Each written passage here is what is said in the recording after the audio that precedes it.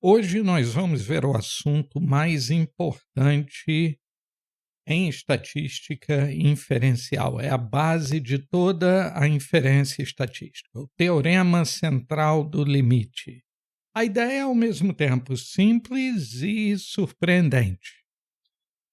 Vamos começar com um exemplo.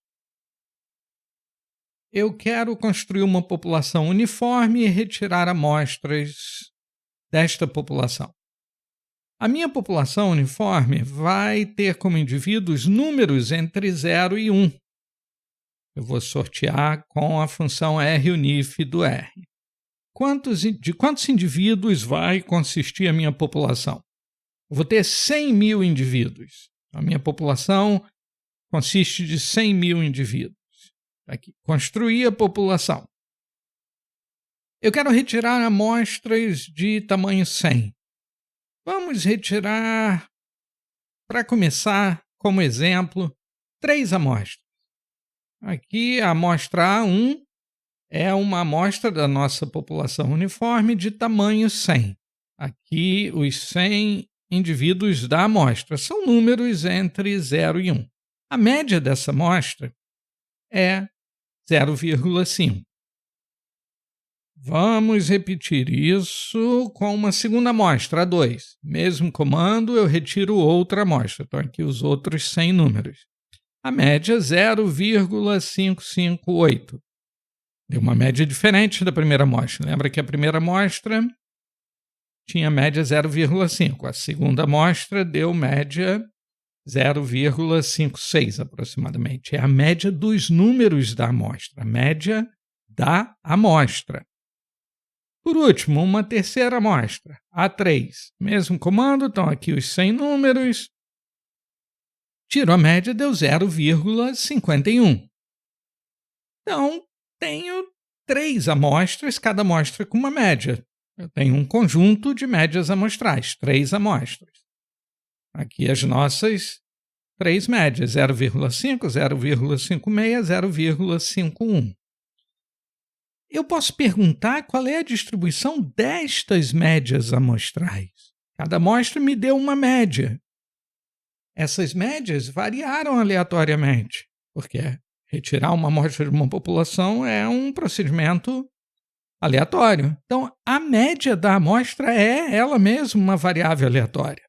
Eu posso perguntar coisas sobre essa variável aleatória, a média da amostra, que assume vários valores. Posso perguntar, por exemplo, qual é a média desta distribuição de médias amostrais? Tem 3 médias, a média das médias deu 0,524. Posso perguntar o desvio padrão, será que essas médias amostrais variaram muito? No nosso exemplo, a variação não foi tão grande, foi de 0,03. Esse foi o desvio padrão das 3 médias amostrais. Então, eu vou retirar várias amostras dessa população, calcular a média de cada uma dessas amostras e tratar essas médias como valores de uma variável aleatória. Eu vou fazer isso 10.000 vezes. Aqui o nosso exemplo completo, então. 10.000 amostras de 100 elementos cada. A nossa população original era uma população distribuída uniformemente. A gente vê isso aqui no gráfico. A população consistia de valores entre 0 e 1, e este histograma mostra que todos os valores entre 0 e 1 têm aproximadamente a mesma frequência. Uma população uniforme. Em termos, a distribuição da população nunca vai ser exatamente uniforme. Existe uma variação estatística nas frequências dos valores. Essa população distribuída uniformemente tinha média 0,5 aproximadamente. A média da população, 0,499. Esta população original distribuído uniformemente tinha um desvio padrão de aproximadamente 0,3, uma medida do espalhamento desses valores. Eu retirei 10.000 amostras, cada uma com 100 indivíduos.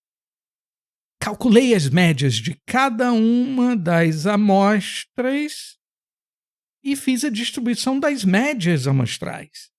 A distribuição das médias amostrais é totalmente diferente da distribuição da população original.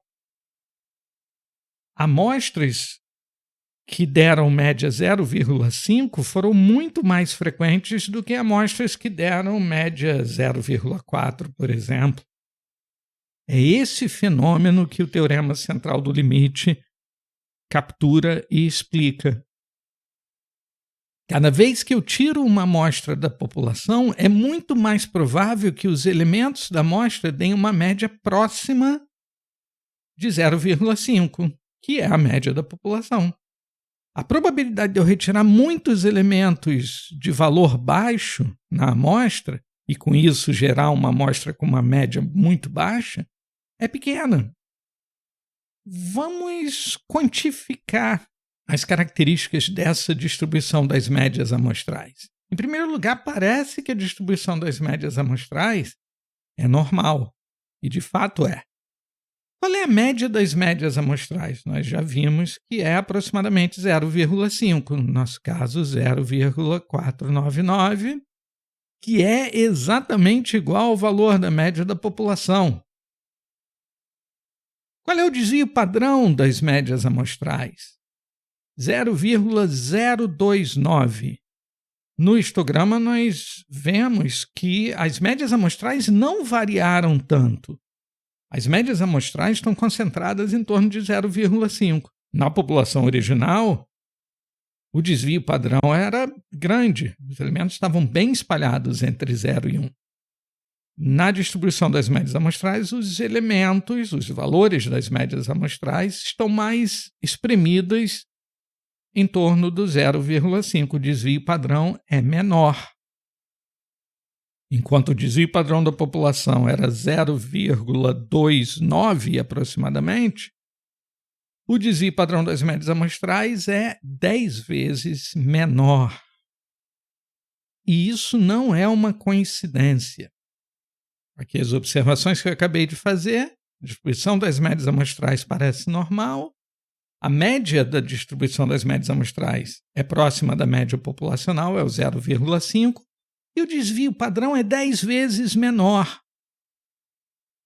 A fórmula para o desvio padrão da distribuição de médias amostrais é o desvio padrão da população, que é o sigma, sobre a raiz quadrada do tamanho da amostra. Por isso, o desvio padrão da população, que era 0,29 aproximadamente, gerou uma distribuição amostral com desvio padrão 10 vezes menor, 0,029. Vamos aprender alguns termos relativos ao teorema central do limite e distribuição de médias amostrais. A distribuição das médias amostrais, que é o gráfico à direita, é chamada de distribuição amostral das médias. Distribuição amostral das médias. Eu pego todas as amostras que eu tirei, calculo a média de cada uma delas e coloco naquele histograma. O desvio padrão da distribuição amostral é chamado de erro padrão. Não existe nenhuma ideia de erro aqui, mas a terminologia é essa. Então, o desvio padrão desta normal aqui à direita é o erro padrão das médias amostrais, que no nosso caso é o 0,029. A média de todas as médias amostrais é a média populacional. Por incrível que pareça, fica mais fácil entender quando escrevemos em matemática. O valor esperado de x barra é igual a μ. Quem é x barra? X barra é a média da amostra.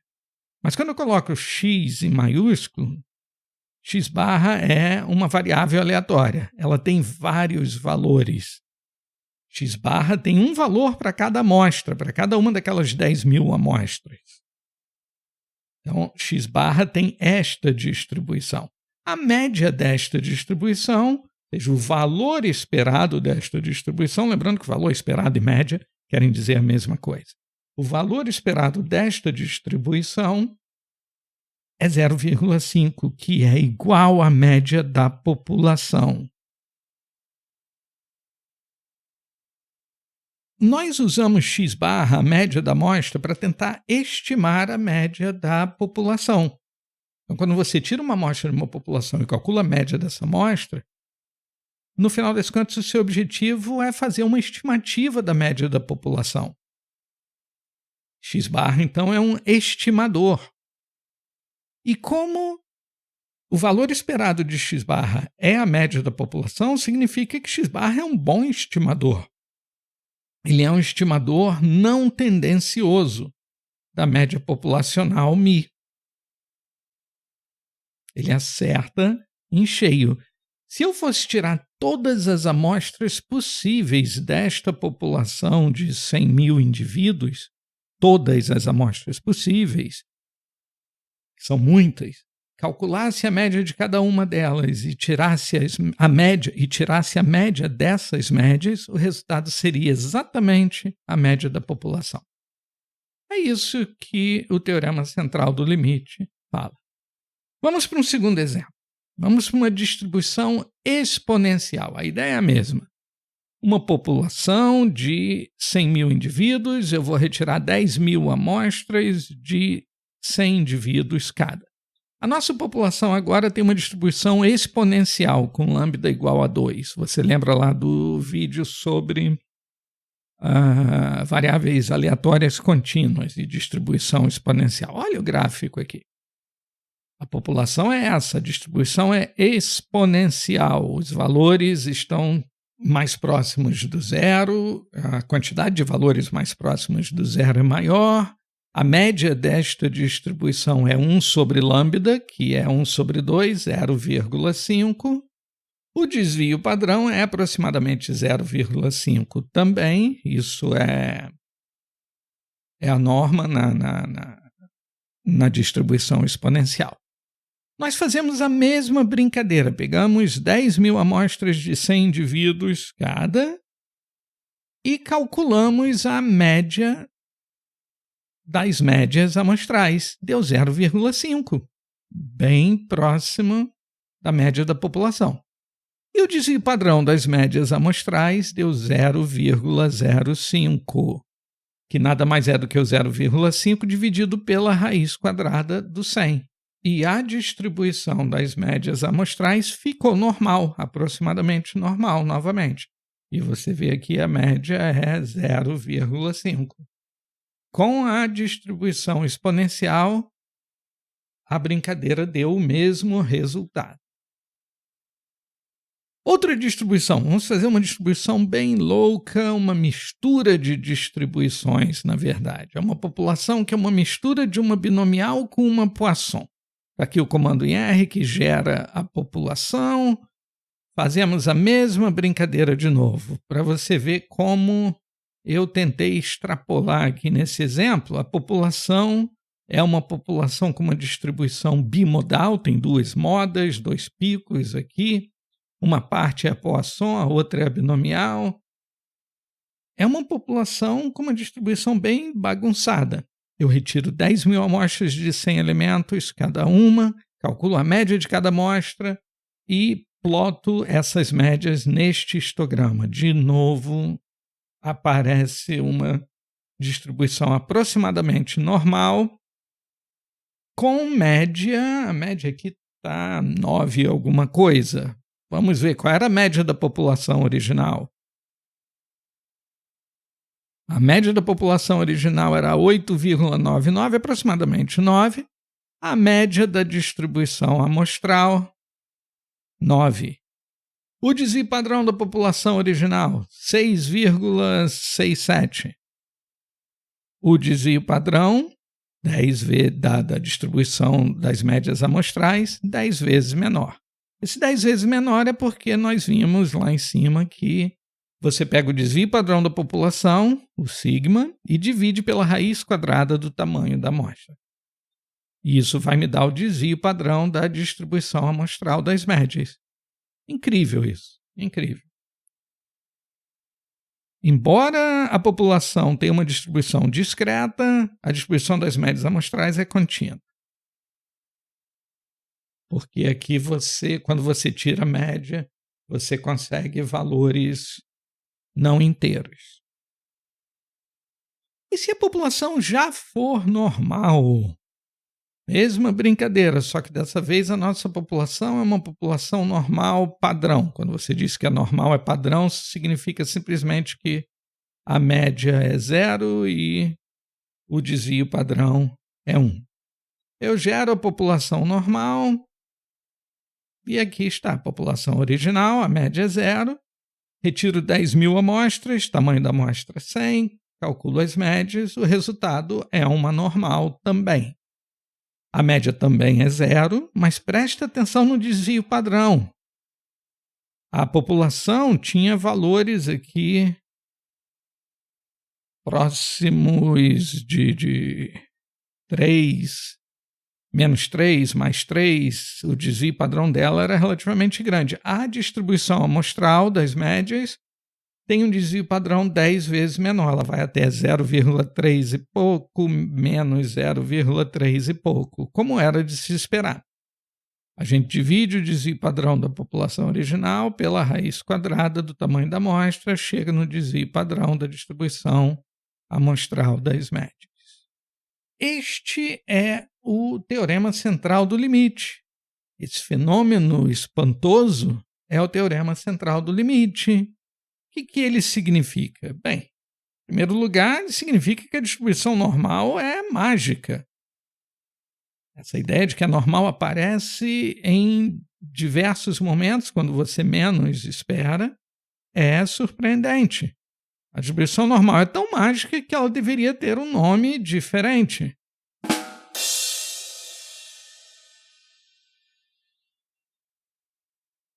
E agora nós já podemos, então, enunciar o teorema central do limite, o TCL. A ideia é, pense numa população com uma distribuição qualquer. A única exigência é que a média e o desvio padrão desta distribuição sejam finitos. Pense em todas as amostras de tamanho n retiradas dessa população. As médias de todas as amostras são valores de uma variável aleatória x barra. Quanto maior for o tamanho da amostra, mais próxima da distribuição normal vai ser a distribuição dessa variável aleatória x barra, mais próxima da média da população vai ser o valor esperado de x barra, e mais próximo de sigma sobre raiz quadrada de n vai ser o desvio padrão de x barra. Lembrando que n é o tamanho da amostra. Isso também traz uma intuição importante. Se você quer estimar parâmetros da população, o seu estimador vai ter um desvio padrão, vai ter um erro padrão. Ele vai variar muito dependendo do tamanho da amostra. Se o tamanho da amostra for grande, n vai ser grande, o desvio padrão do seu estimador vai ser pequeno. Amostras grandes ajudam você a estimar melhor os parâmetros da população. E, reciprocamente, se você tirar amostras pequenas, o n vai ser pequeno, a raiz quadrada de n no denominador vai dar um desvio padrão do seu estimador muito alto. E o teorema central do limite não é difícil de provar. A única parte que eu vou deixar de fora é a prova de que a distribuição de x barra é normal. Para mostrar isso, nós íamos precisar de um assunto de estatística matemática, que é funções geradoras de momentos, que nós não vamos cobrir no curso. Agora, mostrar que a média de x barra é μ, o valor esperado de x barra é μ, é fácil. Vamos seguir esse raciocínio aqui. Olha. A média amostral é uma variável aleatória, que é calculada por essa fórmula aqui. X barra nada mais é do que a soma de n valores dividido por n. Quem são esses valores? São os valores da amostra. Esses valores da amostra são eles mesmos variáveis aleatórias, x1, x2, x3 até xn. São os n valores que você sorteia da população para montar a amostra. Cada uma dessas variáveis, x e i variando de 1 até n, tem como valor esperado μ. Por quê? Porque esses valores vêm de uma população que tem média μ. Então, quando você sorteia um valor de uma população, você tem uma variável aleatória, x1, cuja média vai ser a média da população. Agora, nós usamos as propriedades de valor esperado para concluir que o valor esperado de uma soma é a soma dos valores esperados. E como essa soma está dividida por n, equivalentemente está multiplicada por 1 sobre n, multiplicar uma variável aleatória por uma constante multiplica o valor esperado por essa constante também. Então, nós ficamos com essa sequência de igualdades. O valor esperado de x barra é o valor esperado desta fórmula. Pegamos 1 sobre n e jogamos para fora. Agora temos o valor esperado da soma. O valor esperado da soma nada mais é do que a soma dos valores esperados. O valor esperado de cada uma dessas variáveis é o próprio μ. Então, vou ter n parcelas μ. No final, vou ter 1 sobre n vezes μ, que dá resultado μ. O valor esperado de x barra é μ. E o desvio padrão? Um raciocínio parecido. Vamos fazer o cálculo com a variância.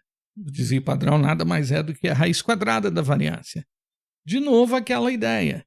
X barra é essa fórmula. A soma de x1 até xn sobre n.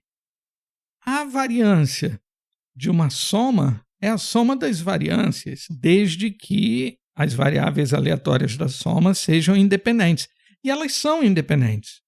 Quando nós tiramos uma amostra de 100 elementos de uma população que tem 100 mil indivíduos, nós podemos considerar que cada um dos elementos da amostra é independente. A população precisa ser grande o bastante para isso acontecer, o tamanho da amostra pequeno em relação à população. E para todos os efeitos é como se a população fosse infinita e retirar um elemento não afeta a escolha do próximo elemento. O que muda para a variância aqui é que quando você multiplica uma variável aleatória por uma constante, no caso aqui n, a variância fica multiplicada pelo quadrado da constante. Então, multiplicar por 1 sobre n vai multiplicar a variância por 1 sobre n ao quadrado. Aí você aplica a variância da soma é a soma das variâncias. A variância de cada uma dessas variáveis aleatórias é sigma ao quadrado, que é a variância da população original. Fazendo as contas, simplificando, você chega à conclusão de que a variância de x barra é sigma ao quadrado sobre n. Como nós estamos interessados no desvio padrão, nós tiramos a raiz quadrada disso e chegamos a sigma sobre raiz de n. O teorema central do limite fala de médias, mas ele também serve para proporções. Na verdade, eu vou mostrar para você que proporções e médias são exatamente a mesma coisa. Vamos trabalhar com esse exemplo aqui. Eu tenho uma população de 1.000 pessoas, você tira uma amostra de 100 pessoas e calcula a proporção de fumantes nessa amostra. De 1.000 pessoas, eu extraio uma amostra de 100 e calculo a proporção de fumantes. Proporção nós vamos representar pela letra P, e a proporção da amostra, que é uma coisa que nós vamos usar para estimar a proporção da população, vai ser escrita com um chapéu em cima. P chapéu, então, é a proporção amostral que serve para estimar a proporção populacional. Bem, o que é P chapéu? P chapéu nada mais é do que o número de fumantes na amostra dividido pelo tamanho da amostra. Chama o número de fumantes da amostra de K, divide pelo tamanho da amostra N, você vai ter um número entre 0 e 1, que vai ser a proporção de fumantes na amostra. Mas P-chapéu, esta proporção também pode ser calculada da seguinte forma. Represente cada pessoa da amostra por 0 ou por 1, dependendo de se ela é não fumante ou fumante, respectivamente. Então, não fumantes ganham 0, fumantes ganham 1. Isto equivale a definir N variáveis aleatórias, de x1 até xn. São os N indivíduos da amostra, tais que o valor da iésima variável aleatória vai ser 0 se a pessoa naquela posição for não fumante e 1 se a pessoa for fumante. Em R, você pode guardar todos esses zeros e 1 num vetor x. O número de fumantes na amostra vai ser, então, a soma de todos os zeros e 1s nesse vetor. Aqui, sum de x em R vai dar o número de fumantes. Mas você não quer o número de fumantes, você quer a proporção. Então, você divide essa soma por N para ter o P-chapéu. Somatório de xi sobre N. Mas fazer o somatório de N variáveis e depois dividir pelo número N de variáveis é tirar a média. Tanto que em R, se você quiser calcular a proporção de um vetor booleano, a proporção de verdadeiros num vetor booleano, ou aqui neste exemplo, a proporção de uns num vetor de zeros e uns, você usa o comando para calcular a média. Conclusão, a proporção também é uma média. Sendo uma média, ela obedece ao teorema central do limite. O teorema central do limite diz que a distribuição amostral das proporções também vai ser normal. O valor esperado de P-chapéu vai ser a proporção P real na população, ou seja, P-chapéu vai ser um estimador não tendencioso de P, assim como x-barra lá em cima era um estimador não tendencioso de μ. Para calcular o desvio padrão de P-chapéu, pense que uma proporção tem tudo a ver com uma variável aleatória binomial. A variável aleatória binomial, que eu vou chamar de y, armazena o número de fumantes numa amostra de N pessoas. Aí aqui eu estou considerando os fumantes como sucessos numa prova de Bernoulli. Qual é a probabilidade de sucesso? Qual é a probabilidade da pessoa ser fumante numa amostra de N pessoas, onde o número de fumantes é Y? A probabilidade é Y sobre N. O número de fumantes da amostra sobre o tamanho da amostra. Então, a probabilidade de sucesso é Y sobre N. Que é a mesma coisa que o P-chapéu. E aí você lembra que uma variável aleatória binomial tem como variância N vezes a probabilidade de sucesso vezes 1 menos a probabilidade de sucesso.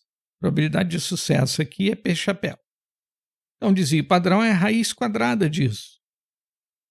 E como eu não estou trabalhando com Y, mas sim com y sobre n, isso significa que eu vou acabar multiplicando a variância por 1 sobre n ao quadrado.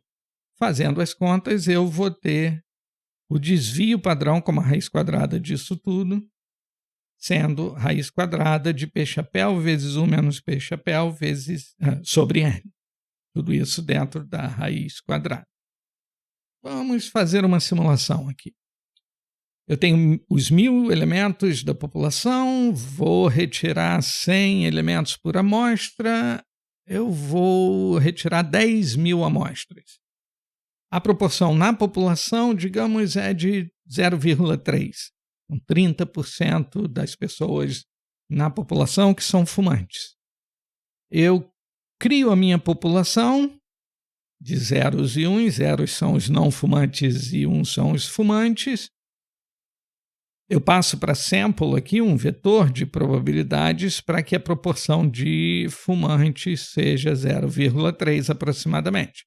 Aqui a média da população, ou seja, a proporção de fumantes deu 0,307, o desvio padrão 0,461. Retirei 10.000 amostras, cada amostra com tamanho 100.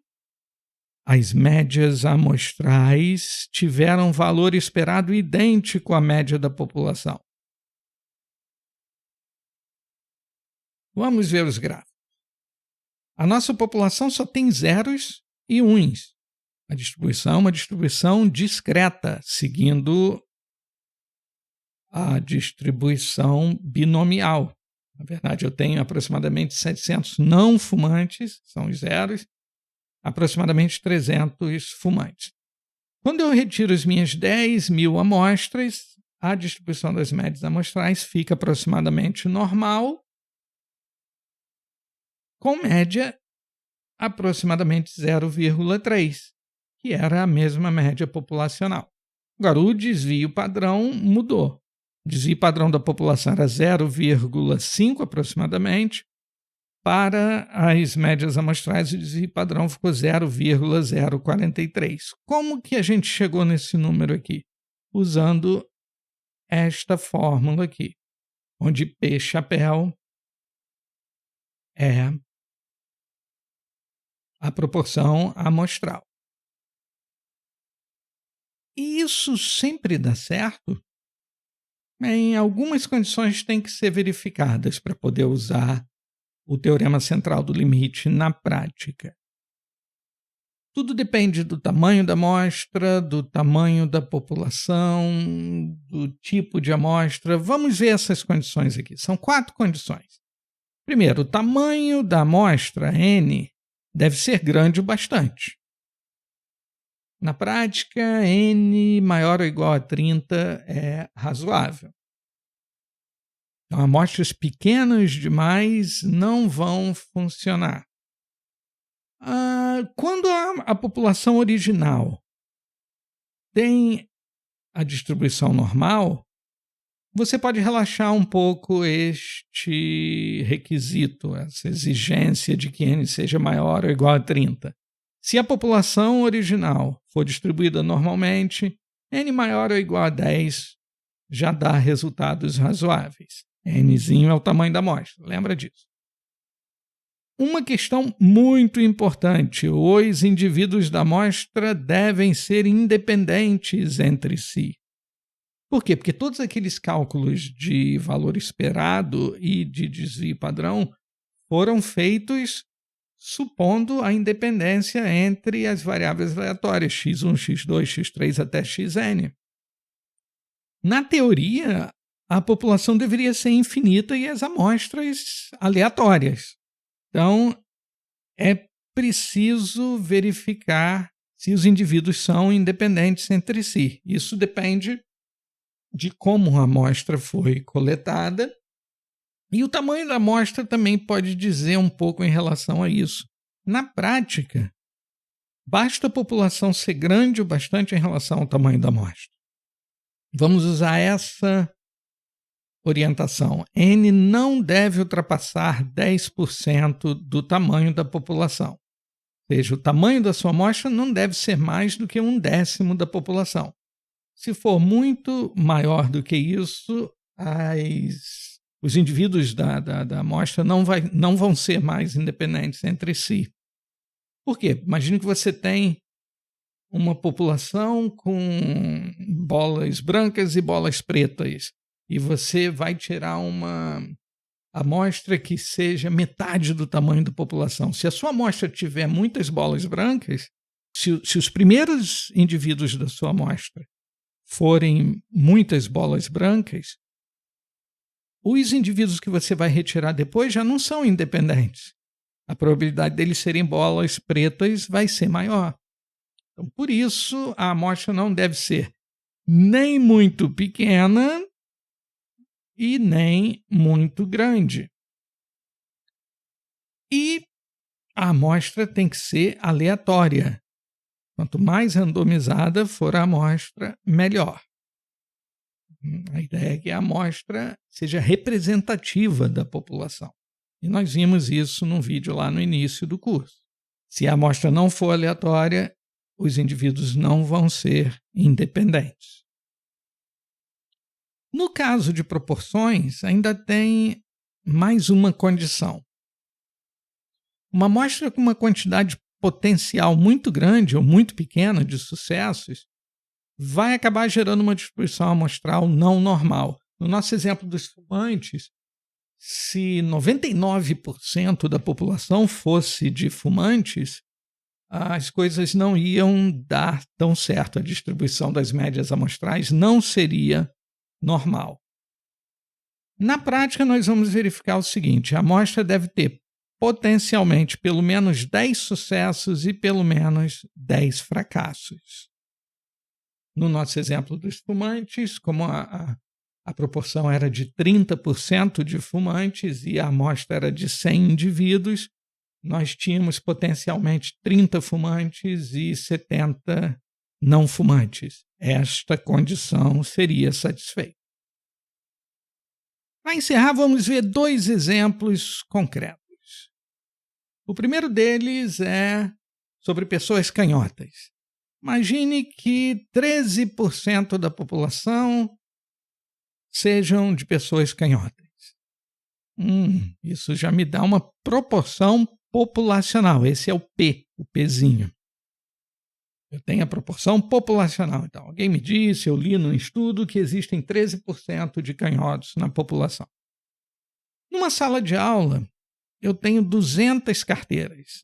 Destas 200 carteiras, 15 são carteiras especiais para alunos canhotos. E uma turma de 90 alunos, uma turma tem cara de amostra, uma amostra da população.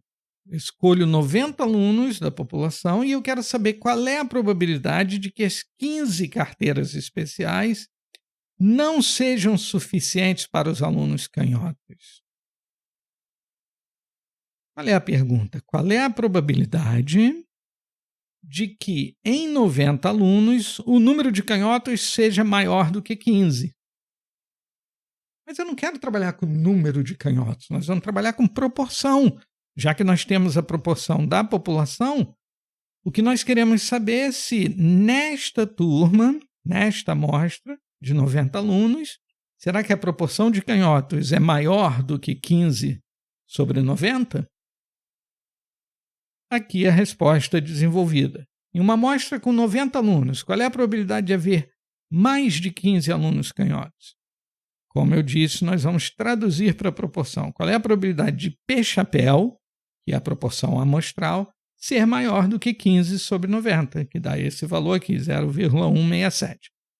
Probabilidade, queremos achar a probabilidade de que P-chapéu seja maior do que 0,167. Para achar a probabilidade de que uma variável aleatória assuma valores maiores do que uma constante, eu preciso saber a distribuição de P-chapéu. O teorema central do limite diz que a distribuição de P-chapéu vai ser normal se as condições necessárias forem satisfeitas. Bem, a proporção populacional é 0,13. Foi aquilo que eu falei. 13% da população é de canhotos. Vamos verificar as condições. O tamanho da amostra é grande o bastante? Falei que Nzinho precisava ser no mínimo 30. Aqui é 90. Tudo bem. O tamanho da amostra é menos do que 10% da população? Ninguém falou quem era a população, né? Falou 13% da população é de canhotos. Ninguém nos disse qual é a população, mas vamos supor que a população é o conjunto de todos os alunos da cidade, ou do estado, ou do país, e isso vai dar mais do que 900 alunos. Então, a condição está satisfeita. Os indivíduos são independentes entre si? De novo, o enunciado não traz informação. Então, nós temos que fazer uma suposição e deixar claro que nós estamos fazendo uma suposição. Nós vamos supor que sim, um aluno ser canhoto não afeta a probabilidade de outro aluno ser canhoto. Ele afetaria se a situação fosse excepcional. Por exemplo, é uma escola especial para pessoas canhotas, ou então todos os alunos são clones, e por isso ou todos são canhotos ou todos são destros. Mas nós estamos supondo que este não é o caso. A amostra aleatória? Também não sabemos. Nós vamos supor que sim, que os 90 alunos foram escolhidos ao acaso. Essa escola não divide os alunos em turmas todas de destros ou todas de canhotos, ou com uma proporção artificial de destros e canhotos. Como se trata de uma proporção, nós precisamos checar também aquela outra condição. Existem potencialmente mais de 10 sucessos e mais de 10 fracassos? Sim, porque com 90 alunos, de acordo com a proporção populacional, nós esperamos 11,7 canhotos e 78,3 destros. Então, tudo bem. Vamos aplicar o teorema central do limite. A proporção populacional é 0,13, vai ser a média de P-chapéu. Então, P-chapéu tem uma distribuição normal com média 0,13 e o desvio padrão nós usamos aquela fórmula, P vezes 1 menos P sobre N, tudo isso dentro de uma raiz quadrada vai me dar 0,035. Pronto, amarrei completamente a distribuição de P-chapéu. P-chapéu tem uma distribuição normal com média 0,13 e desvio padrão 0,035. Agora é só calcular esta probabilidade usando R. Eu uso este comando. Examine com cuidado aqui qual é o comando. Atenção para o lower tail igual a falso, já que eu quero probabilidade maior. Me dá um resultado de 14,5% aproximadamente. A conclusão é essa. Existe uma chance de aproximadamente 14,5% de que as carteiras especiais, aquelas 15 carteiras, não sejam suficientes para os 90 alunos. O que é uma situação ruim, porque a sala tinha capacidade para 200 alunos. Se para 90 alunos já existe uma chance de quase 15% das carteiras especiais não bastarem, com 200 alunos, essa probabilidade vai aumentar. Faça o cálculo, veja qual é a probabilidade se a turma for de 200 alunos em vez de 90. Fica como exercício para você. Nosso último exemplo, que é um exemplo da vida real, um exemplo que certamente você já encontrou na sua vida pessoal. Você entra no elevador. O limite de peso do elevador é de 10 pessoas ou 1.100 quilogramas. Está escrito na plaquinha no elevador. Você sabe que na sua população o peso de um homem adulto é distribuído normalmente com média 86 quilos, desvio padrão 26,8 quilos. Nós estamos trabalhando apenas com homens. Você entra no elevador com mais 9 pessoas e você pensa: qual é a probabilidade de que estes 10 homens excedam o limite de peso do elevador, que é 1.100 quilogramas? Este é um problema de média. Por quê?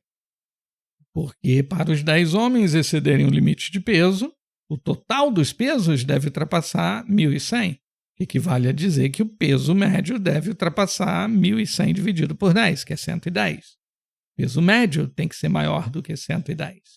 A pergunta é, então, qual é a probabilidade de o peso médio ser maior do que 110? A média dos pesos dos 10 homens no elevador é x barra. Os 10 homens no elevador estão servindo como uma amostra de tamanho 10. Então, 10 é o valor do N minúsculo. Vamos verificar as condições para usar o TCL. O tamanho da amostra é grande o bastante? Só 10 homens. Mas o enunciado fala que o peso é distribuído normalmente. A distribuição da população é normal. Então, 10, um tamanho de amostra N10 é aceitável, só porque o peso tem distribuição normal na população. O tamanho da amostra é menos do que 10% da população. De novo, ninguém nos diz qual é a população. Vamos supor que a população é muito grande, é o conjunto de todos os homens da cidade, que seja. Os indivíduos são independentes entre si? De novo, nenhuma informação no enunciado. Nós vamos supor que sim, temos que registrar que estamos raciocinando em cima dessa suposição. Por exemplo, os homens não são todos parentes.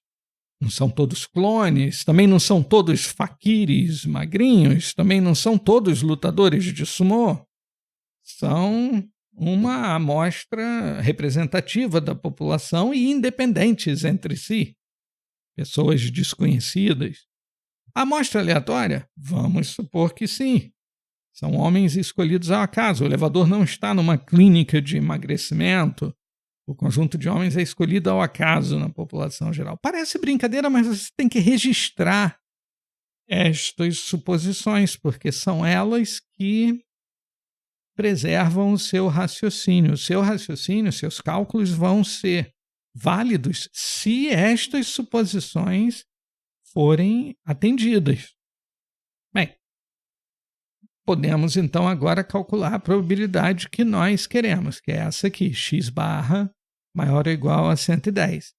Qual é a distribuição de x barra? Pelo teorema central do limite, é uma distribuição normal com média 86, que é a média da população que o enunciado deu, aqui este 86, e com desvio padrão, a distribuição amostral de x barra, de sigma sobre raiz de n. Sigma era o desvio padrão populacional, que é 26,8, sobre raiz de 10, dá aproximadamente 8,47. Amarramos a distribuição de x barra, esta normal aqui, para saber a probabilidade da média, do peso médio dos 10 homens ser maior que 110, usamos um comando no R e descobrimos que esta probabilidade é minúscula, 0,002. Uma probabilidade muito pequena, de 0,2% aproximadamente, de que os 10 homens que entraram no elevador, você incluído, excedam o limite de peso do elevador. E isto conclui o nosso vídeo de hoje. Os 2 exemplos foram adaptados deste livro de estatística e probabilidade, que tem este site que você pode visitar para mais exercícios, mais exemplos. E por hoje chega. Até a próxima.